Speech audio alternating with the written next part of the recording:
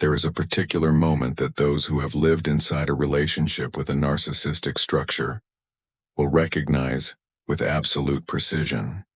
It is not the moment of the argument. It is not the moment of the betrayal, or the moment of the realization, or even the moment of the decision to leave. It is a quieter moment than all of those, and in many ways far more significant.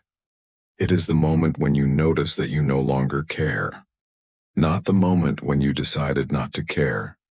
Not the moment when you forced yourself to stop caring, or reminded yourself why caring was dangerous, or constructed a wall of logic between yourself and your feelings for them.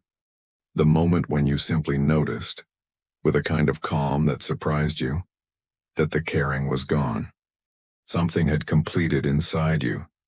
Something had reorganized quietly, below the level of your conscious decisions, and when you finally looked at them, at their behavior, at their patterns, at the very things that once consumed you, you found nothing where the pain used to live. Carl Jung spent decades studying exactly this phenomenon, not from the outside as a behavioral observation, but from the inside as a psychological event of the deepest order. He was interested in what actually happens inside a human psyche when it completes a process of fundamental reorganization. And he was equally interested in what happens inside the other structure, the one that had organized itself around the emotional energy you were providing, when that energy is suddenly, irreversibly, withdrawn. What Jung documented was not what most people expect. The narcissist does not simply feel rejected. What they experience, and what this video will explore in precise psychological detail, is something far more disorienting, far more destabilizing, and far more revealing of the actual architecture of the narcissistic structure than rejection alone could ever produce. Because rejection the narcissist knows how to handle. Rejection confirms their narrative. Rejection gives them something to project onto, something to reframe, something to weaponize. But your indifference, your genuine differentiated non-strategic indifference, does something entirely different. It removes the mirror. And without the mirror, the narcissistic structure is left alone with what was always there beneath the surface of the dynamic. Jung called it the unintegrated shadow. And it is the one thing the narcissistic structure was never built to face.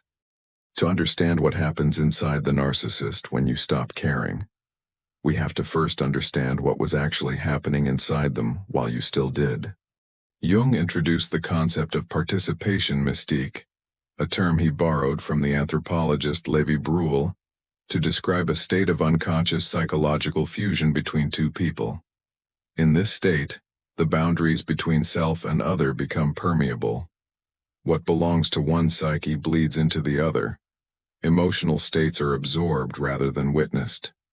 The inner world of one person becomes entangled with the inner world of another.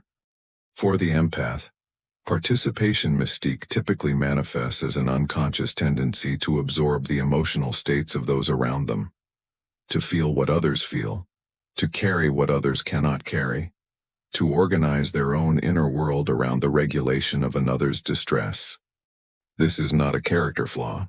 Jung documented it as a pre-individual state, a natural expression of the psyche before differentiation has been completed, before the self has been clearly distinguished from the other. But for the narcissistic structure, participation mystique serves a radically different function. Jung observed that certain psychological configurations, those organized around what he called an inflated ego rather than the integrated self, lack the internal resources for stable self-regulation. The relationship between the ego and the deeper self is fragmented. The shadow, that vast repository of disowned, unintegrated psychological material, has not been acknowledged, much less integrated. This creates a specific kind of internal void. Not the void of emptiness in the ordinary sense, but the void of a psychological structure that cannot sustain itself from within. A structure that requires, constantly and urgently, the input of external emotional energy to maintain its coherent functioning. Jung documented this as a form of psychological dependency that operates entirely outside the conscious awareness of the person experiencing it. The narcissist does not know they are dependent. The entire architecture of their psychological defenses is constructed precisely to prevent that knowledge from reaching consciousness. What they experience instead is a constant low-grade urgency, a need to maintain certain dynamics, to secure certain responses, to ensure certain kinds of attention and emotional engagement from the people in their environment. And the empath in the state of participation mystique provides all of this.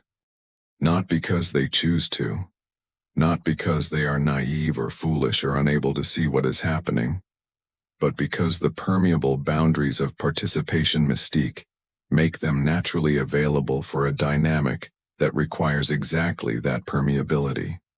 The empath feels, the narcissist absorbs. The empath carries.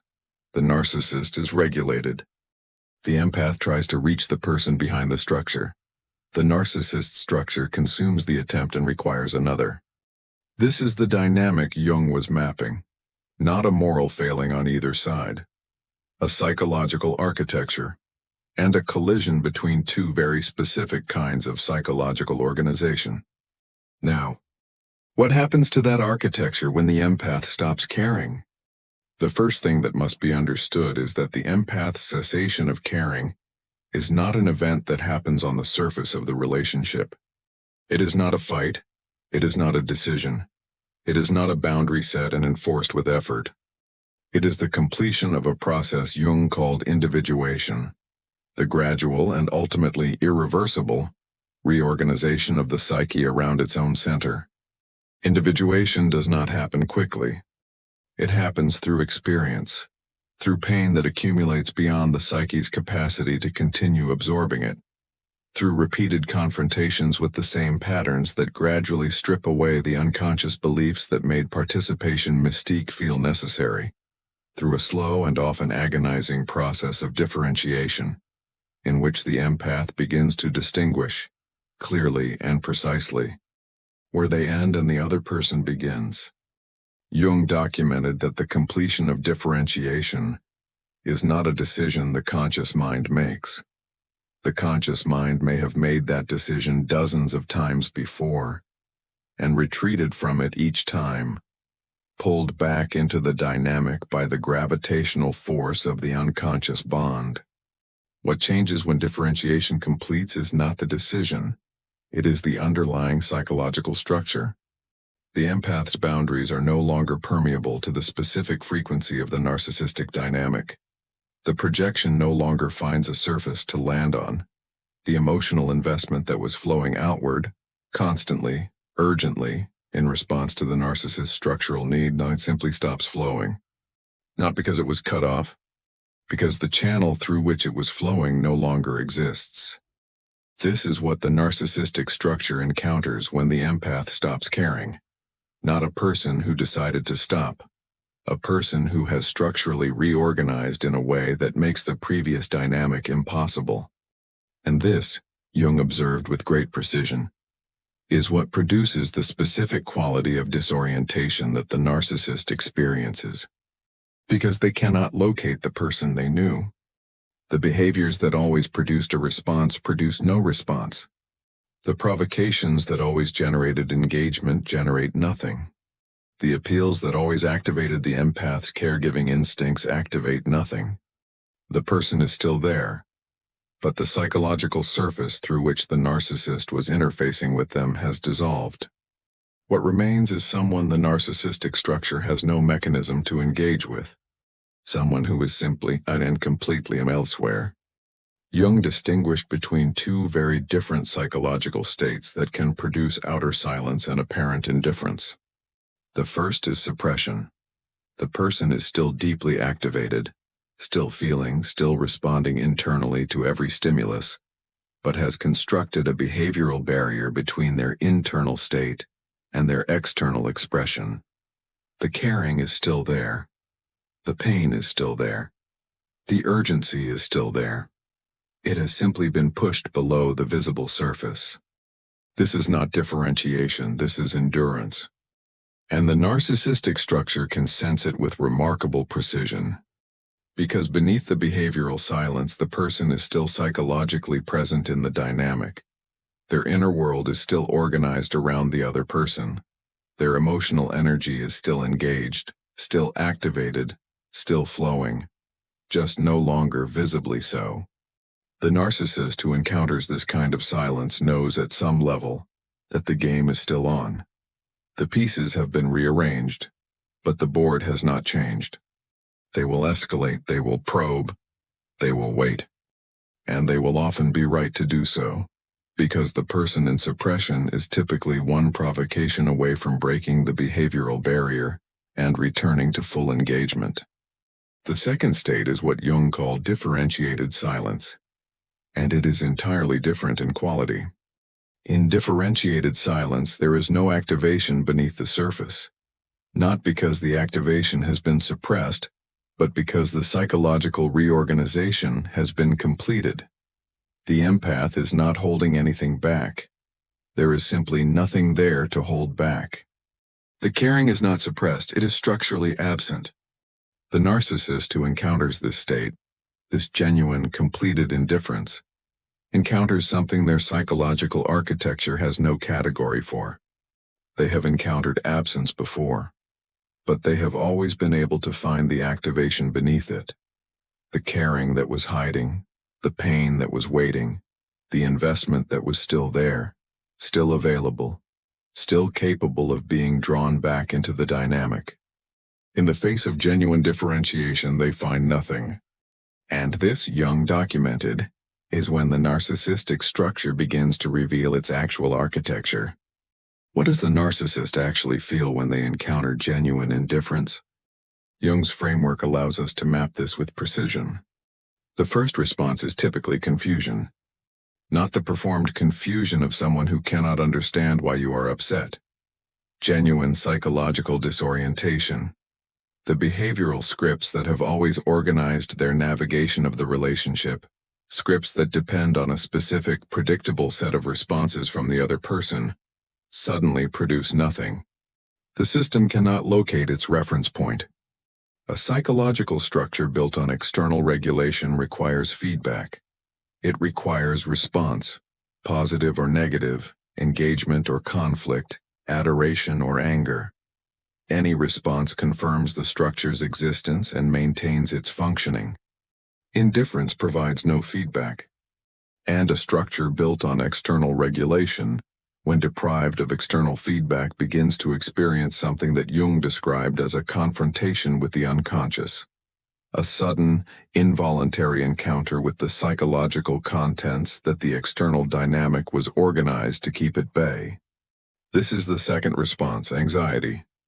Not the anxiety of ordinary social discomfort, but the specific, destabilizing anxiety that Jung documented as the signature of a psyche encountering its own unintegrated shadow. The narcissist's shadow, that vast repository of everything they have refused to know about themselves, everything they have disowned and projected outward, everything they have organized their identity to deny, begins to press against the borders of consciousness. Because the external dynamic that was keeping it contained, the constant engagement with the empath's emotional world, the constant projection of shadow contents outward, the constant reaffirmation of their own identity through the mirror of another's response, has been withdrawn. The shadow has nowhere left to go but inward. And the narcissistic structure, which has never developed the capacity to metabolize shadow material, experiences this as profound threat. This is the psychological mechanism behind what most people observe as the narcissist's escalation when they sense they are losing you. The sudden declarations of love, the intense pursuit, the dramatic gestures that seem to come from nowhere, the promises of change, the appeals to shared history, the rage that appears when none of these produce the expected response. Jung would observe that none of these behaviors are actually about the empath. They are about the narcissistic structure's urgent need to restore the external regulation that has been withdrawn. The empath is not being pursued because the narcissist loves them, though they may genuinely believe they do. The empath is being pursued because their psychological presence was performing a function inside the narcissist's internal economy that has now been disrupted. The declarations of love are real in the sense that the urgency behind them is real. But the urgency is not the urgency of love. It is the urgency of a psychological structure that is confronting, for perhaps the first time, the contents it was organized to avoid. Jung documented that the human psyche will go to extraordinary lengths to avoid a genuine encounter with its own shadow. And the narcissistic structure, built precisely around the avoidance and projection of shadow material, will activate every available mechanism to restore the conditions that made that avoidance possible. Pursuit is one such mechanism. Rage is another. The sudden devaluation, the transformation of the person they were just pursuing desperately into someone contemptible, worthless, unworthy of their attention, is perhaps the most psychologically revealing mechanism of all, because devaluation is projection operating at maximum intensity. If the empath is suddenly contemptible, then the narcissist's own sense of emptiness and disorientation can be located outside themselves, in the failure of the empath, in the inadequacy of the relationship, in the unworthiness of the person who left. The shadow material that was pressing toward consciousness is projected outward once more, and the narcissistic structure can, temporarily, restore its equilibrium. But here is what Jung observed with particular precision. This restoration is temporary, not because the narcissist will necessarily seek the empath out again, though this is common, but because the structural problem that the empath's indifference exposed has not been resolved. It has been managed, covered over, projected outward once more. The shadow is still there. The internal void, that absence of a stable relationship with the self that makes external regulation necessary, is still there. And it will continue to press for recognition until it is either encountered and integrated, or until a new external source of regulation is found. This is the narcissistic cycle that Jung's framework illuminates with such clarity. Not a cycle of choice, but a cycle of structure. The same patterns repeating not because the narcissist enjoys repeating them, but because the underlying psychological architecture that generates them has not changed. The empath who has completed differentiation understands this, not as a judgment, not as a condemnation, as an observation. The narcissist is not the monster that the pain of the relationship might have temporarily made them appear. They are a person whose psychological development became arrested at a specific point, a point before the encounter with shadow became possible, before the capacity for genuine self-regulation developed, before the relationship with the deeper self was established. Jung called this a form of psychological wounding, not an excuse for behavior, but a description of an architecture. And the empath who has completed differentiation is no longer available to be wounded by that architecture. Not because they have hardened themselves against it, because they have moved to a psychological location where the wound cannot reach them. Let us return now to the question this video began with. What does the narcissist actually feel when you finally stop caring? Jung's framework gives us a map. They feel first confusion, the disorientation of a behavioral system encountering an unexpected null response. They feel second, anxiety, the specific anxiety of a psyche whose shadow material has been deprived of its primary escape route. They feel third, urgency, the escalating pressure to restore the dynamic that was providing external regulation. They feel fourth, rage, and when the urgency fails to produce the expected response. And then, and this is perhaps the most significant observation Jung's work allows, they feel something that most empaths never witness. Because by the time this fourth stage completes, the empath has typically been gone for some time. What follows the rage, when there is no one left to project onto, when the urgency has exhausted itself against genuine indifference, when the pursuit has produced nothing and the devaluation has been met with silence, is a confrontation. A brief, involuntary, often terrifying confrontation with the actual interior of the narcissistic structure. Not the constructed identity, not the projected image, not the persona built to engage the external world. The actual interior. The void. The unintegrated shadow. The fragmented relationship with the self that was there before any of the external regulation began. Jung observed that this confrontation, if it is sustained long enough, if circumstances prevent the immediate installation of a new source of external regulation, can be the beginning of genuine psychological change. The individuation process is always available. The capacity for shadow integration is never fully extinguished. But it requires a confrontation with what was avoided. And it requires that the external scaffolding, the sources of regulation that made avoidance possible, be unavailable. The empath who has completed differentiation is not cruel by removing themselves from that dynamic. They are, in the most precise Jungian sense, removing the obstacle that was preventing the narcissist from encountering the one thing that could actually produce change. This is not a rationalization. This is not a way of making the empath feel better about their departure. It is a psychological observation about what genuine indifference actually does to a structure built on the avoidance of interiority. Now let us speak about what the empath is experiencing during all of this. Because the empath's inner world during the period when the narcissist is escalating, pursuing, raging, and eventually confronting their own void. This inner world is not what most people expect. Jung documented that the completion of differentiation produces something he described as a specific quality of psychological stillness. Not the stillness of suppression. Not the stillness of someone holding themselves back from engagement.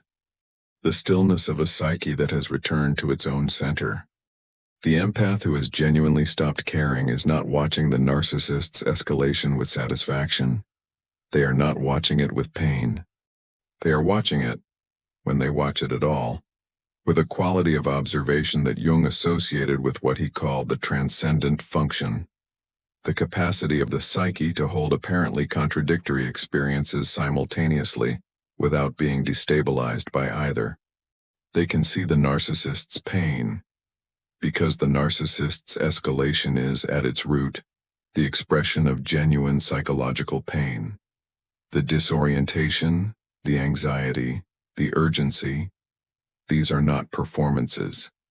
They are the real experience of a structure encountering its own inadequacy. The differentiated empath can see this pain clearly.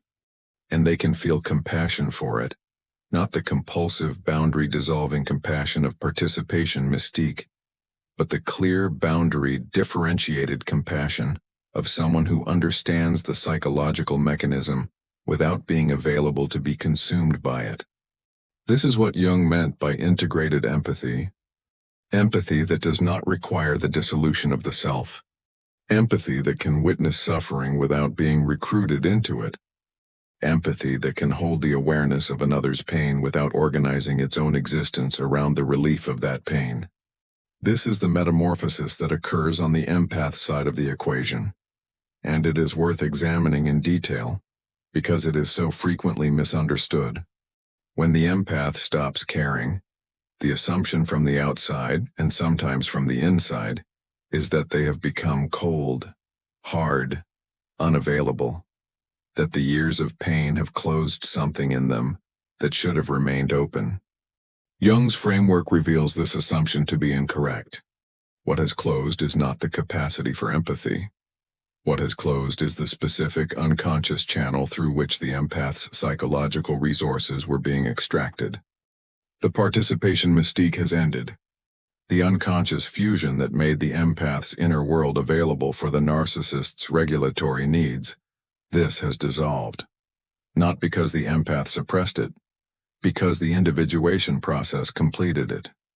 What remains is an empath who is, for the first time, fully present to their own inner world, whose empathy is now available, not for the regulation of another's unconscious, but for genuine connection.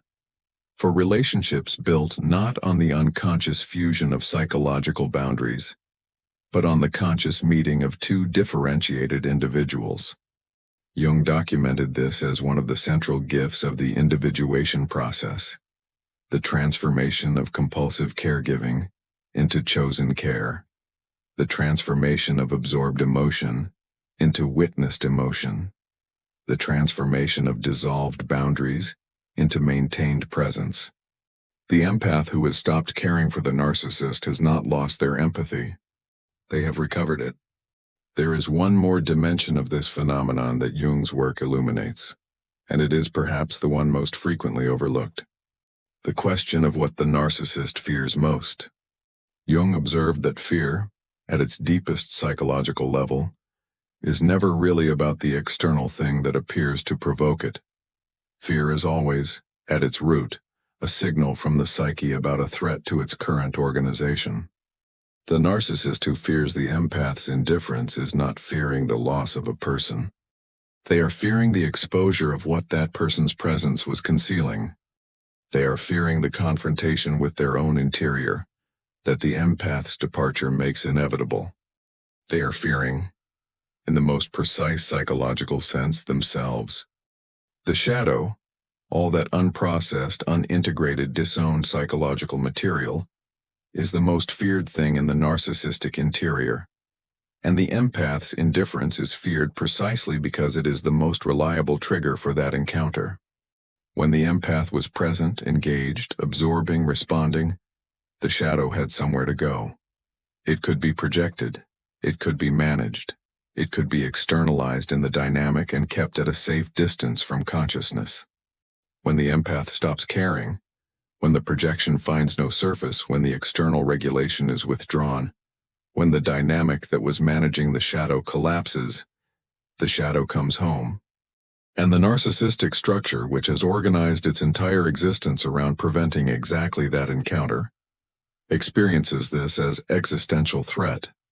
This is what your indifference exposes, not your weakness, not your failure to maintain the connection. Your indifference exposes the extraordinary degree to which the narcissist's psychological functioning was dependent on your emotional presence, and it exposes what was always there beneath that dependency, the part of them that they have never been willing, or perhaps never been able, to face. Jung was careful in his work not to moralize.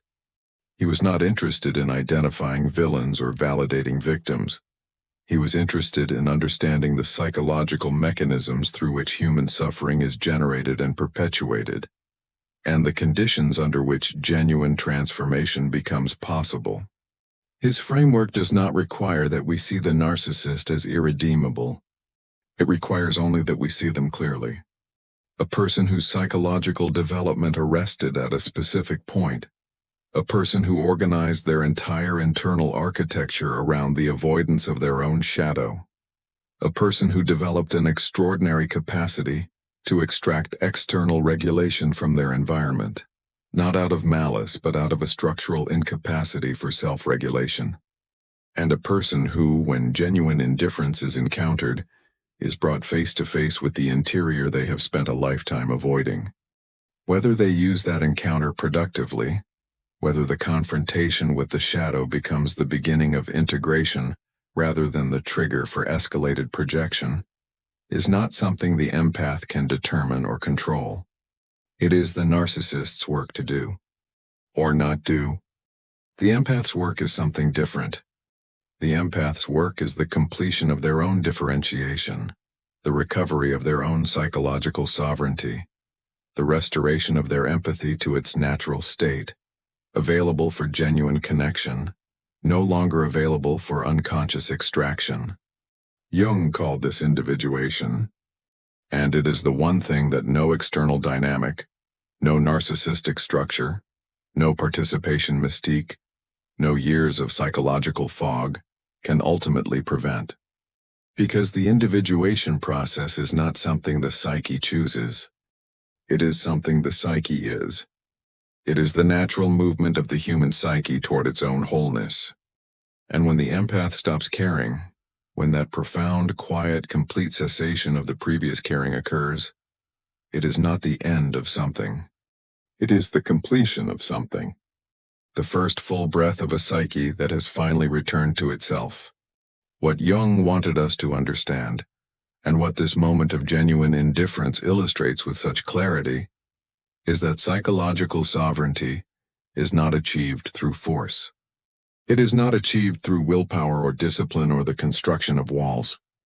It is achieved through integration, through the slow, often painful, ultimately irreversible process of knowing oneself so completely that the unconscious hooks through which external dynamics once operated simply cease to function. The empath who has stopped caring has not become less than they were. They have become more than they were, more whole, more present, more genuinely available for the kind of connection that the narcissistic dynamic was preventing. And the narcissist who encounters this completeness, who reaches for the hook that was always there and finds nothing, is encountering for perhaps the first time someone who is fully, completely, irreducibly themselves.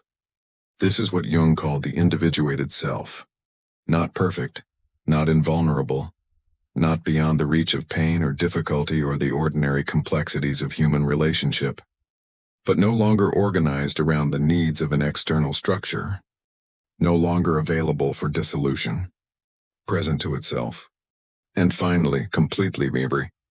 If what you heard in this video resonated, if something in Jung's framework named an experience you lived but could not previously articulate, you are not alone in that recognition. The process of individuation is rarely described in ordinary conversation. It happens quietly, often without witnesses, in the interior of a psyche that is slowly, painfully, irreversibly becoming itself. If you are somewhere in that process, if the caring has begun to quiet or has already gone quiet, or if you are still in the part where everything still hurts, know that what Jung documented is a map, not a prescription. You do not have to arrive anywhere on schedule. The psyche moves toward wholeness at the pace it can sustain, and it always arrives. If this message resonated with you, take a moment to breathe, and remember that awareness grows when it's shared. Subscribe, so you don't lose your way when the next reflection arrives. Leave a like. It helps this message reach others who need to hear it but don't yet know why. And share your thoughts below, because every comment here becomes a spark, one awakened mind helping another remember. Together we move beyond the dark.